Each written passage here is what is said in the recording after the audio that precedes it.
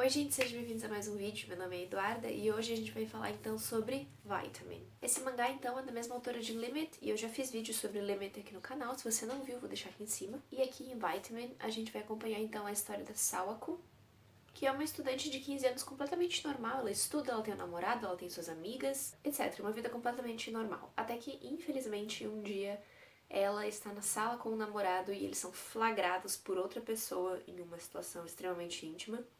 E a partir disso, então, a vida dela vira um inferno. Basicamente essa é a sinopse e nós vamos acompanhar então a Sawako lidando com as consequências de ter sido flagrada com o namorado nesse momento íntimo, na sala de aula. Aparentemente essa autora, Keiko Suenobu, ela gosta de abordar temas escolares, né, principalmente a vida escolar feminina, a vida adolescente feminina. Ela fez isso em Limit, aqui em Vitamin a gente pode enxergar isso também. E é muito bacana como ela faz mangás para adolescentes e esses mangás transmitem mensagens importantes. E em Limit você tem um pouco dessa mensagem, apesar de ter um final bem feliz, um final que eu gostaria que fosse um pouquinho mais amargo. Não que precisasse ser um final da desgraça, mas também poderia ser um final um pouquinho mais realista, apesar de eu entender que em Limit ela queria passar uma mensagem positiva. Assim como em Vitamin, ela também quer passar uma mensagem positiva, e ela faz isso, obviamente, através da história da Sawako, que é uma situação que simplesmente, meu Deus, gente, terrível, assim. Depois que pegam ela na sala com o namorado não sofre nada, ninguém, ele não vira alvo de bullying, não vira alvo de nada. As pessoas induzem que ela estava na sala de aula com outra pessoa que não o namorado dela, e eles começam a fazer um bullying pesado com a Sawako, muito pesado. Esse mangá é de censura 18 anos, não é à toa, não só por causa do bullying, você vai ter cenas de sexo entre a Sawako e o namorado que mais parecem cenas de abuso, porque ele é um péssimo namorado, ele é uma pessoa terrível que força a Sawako a fazer as coisas, mesmo ela falando não, ele insiste e isso configura abuso, sim, a Sawako está em um relacionamento abusivo. E apesar de ela gostar do menino, ele tem atitudes horríveis com ela, que inclusive culminam então nesse episódio em que eles são flagrados na sala de aula, mas só quem leva a culpa, a fama de vadia é a Sawako. E ele simplesmente termina com ela porque ele tem medo do que as pessoas vão falar dele, né? Ele tem... que ódio desse menino. Então a autora ela realmente fala sobre assuntos pertinentes para adolescentes e ela expõe essas críticas no mangá. Além, como eu disse antes, do relacionamento abusivo da Sawako com o namorado dela, você vai ter também as relações tóxicas que ela tem com as amigas, que simplesmente são pessoas que tratam ela mal, né, que têm relação com ela por pura conveniência. Logo no início você vê que não são pessoas legais, que a Sawako não consegue rir com as amigas, porque as amigas estão rindo dela.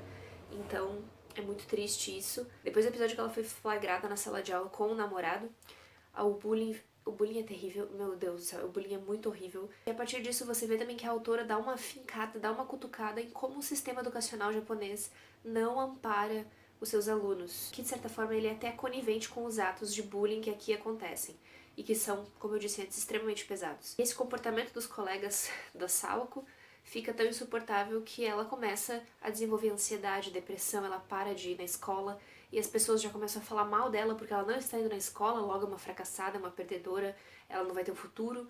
Então a autora coloca vários desses assuntos que estão conectados, que são assuntos extremamente pertinentes e que têm influência um no outro. São críticas que a autora coloca, mas ela não se aprofunda tanto. Ela está mais focada no desenvolvimento da Sawako como personagem, porque ela quer transmitir uma mensagem positiva através da história da Sawako. E que foi, diga-se de passagem, muito bem feito. Claro que é um mangá de volume único, não sei se eu falei antes, mas é um volume único só.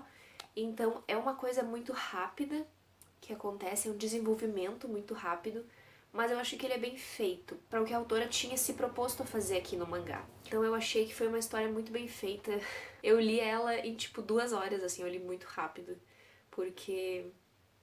Ai, sério, eu fiquei abismada com o que eu li aqui, muito pesado, muito triste. E eu fico triste em pensar que existem pessoas que passam por isso e que não têm um final tão feliz como o da Sawako, né? Que, diga-se de passagem, o cenário dela piora muito antes de melhorar. A autora também aproveita para discutir um pouco a questão da influência dos pais na vida da criança, que obviamente é tremenda, né? São os pais da criança. Como o apoio deles é importante para o bem-estar psicológico e emocional dos seus filhos. Mas como também os próprios pais muitas vezes acabam ajudando a deixar o filho para baixo, né? Que acabam contribuindo com o estado psicológico decadente do filho. E aqui a Sawako, ela exibe claros traços de depressão, ansiedade. É muito, é muito triste, gente, sério. Tem momentos que os pais dela querem que ela volte pra escola e que até ela quer se forçar a voltar à escola porque ela se acha fraca, porque ela se acha uma pessoa que não tenta. E ela simplesmente vomita. O corpo dela tem reações físicas e ela simplesmente não consegue voltar pro colégio. E em função do bullying que ela sofreu, em função do trauma que isso criou na vida dela. É basicamente isso, é uma história que vai falar sobre vários assuntos, vai mostrar então a história dessa personagem e que vai querer transmitir mensagens com isso.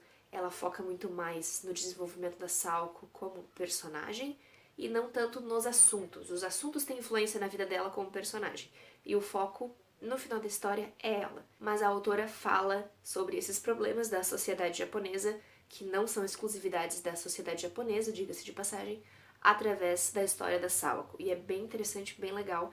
Tem final feliz. Poderia ser um final mais doce e amargo? Poderia, porque assim, se a história fosse realmente ser algo mais calcado na realidade, digo a parte da Sawako, porque a parte dos problemas que ela enfrenta é realmente muito real. Se o mangá quisesse ser mais pé no chão, talvez tivesse mostrado um lado mais agridoce do final da Sawako, só que com a mensagem positiva, porque não é o fim do mundo. Só que ele poderia sim inserir a mensagem positiva mesmo com o final agridoce. Talvez ficasse até um pouco mais realista, como eu já disse. No geral, eu amei essa leitura, como eu disse, eu li tipo em 2 horas, foi muito, muito rápido. Eu dei 5 estrelas pra ela no meu Goodreads, se eu não estou enganada. Fica aqui de super recomendação pra você, é um mangá muito bom, muito forte, mas que tá nessa temática do Setembro Amarelo, que é muito interessante, fica aqui recomendado então pra você. Bom, foi isso então, muito obrigada por ter assistido até aqui, eu espero você em um próximo vídeo. Tchau, tchau!